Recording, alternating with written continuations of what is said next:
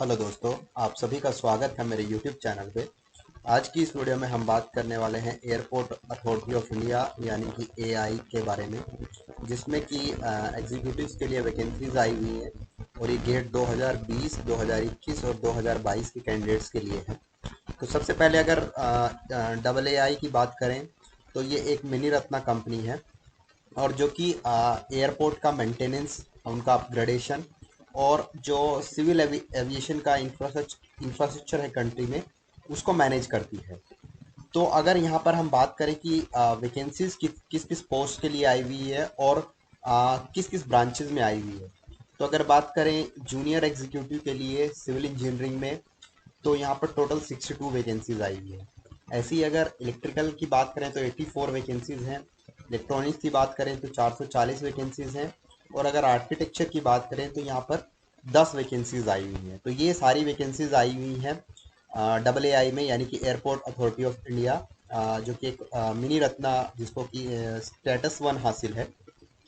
उसके बाद अगर बात करें कि आपका एजुकेशन क्राइटेरिया क्या होना चाहिए, एजुकेशन क्वालिफिकेशन क्या होनी चाहिए, तो अगर जूनियर एग्जीक्यूटिव सिविल की बात करें तो आपके पास बैचलर डिग्री होनी चाहिए, जो कि सिविल में होनी चाहिए, और जिसका कि कॉरस्पॉन्डिंग गेट पेपर कोड सी होना चाहिए।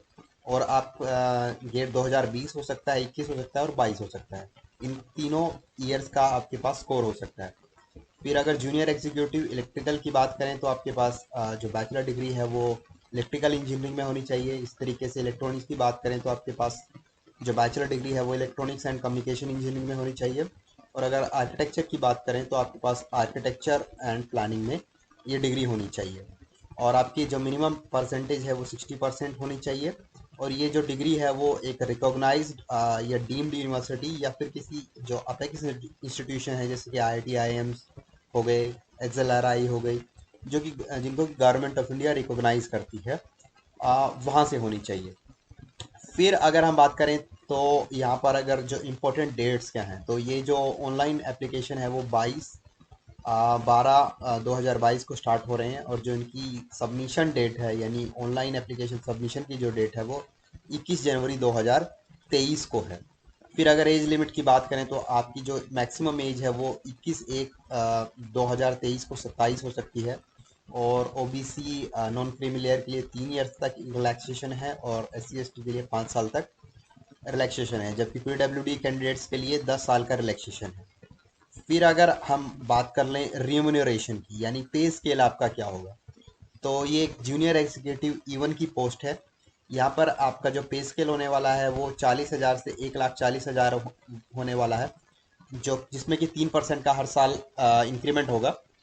इसके अलावा आपको बेसिक पे, डियरनेस अलावेंस इंक्रीमेंट हो गया 3% का, पक्स जो कि 35% है बेसिक पे का। इसके अलावा आपको HRA यानी कि हाउस रेंट अलावेंस और जो दूसरे बेनिफिट्स होते हैं जिनको कि आपको आफ्टर सर्विस जो आपके रिटायरमेंट बेनिफिट्स होते हैं, जैसे कि CPF हो गया और ग्रेचुटी होगी, सोशल सिक्योरिटी स्कीम हो गई, मेडिकल बेनिफिट्स हो गए। तो अगर टोटल यहाँ पर रिम्यूनरेशन की बात करें तो अराउंड आपको 12 लाख रुपए एक साल में कॉस्ट टू कंपनी आपको मिलने वाले हैं। तो ये इन पोस्ट के लिए आप अप्लाई कर सकते हैं, आपके पास अगर गेट का स्कोर है। तो यही था इस वीडियो में। इसके अलावा अगर आपको कुछ और जानना है तो आप कमेंट बॉक्स में जान सकते हैं। Thank you.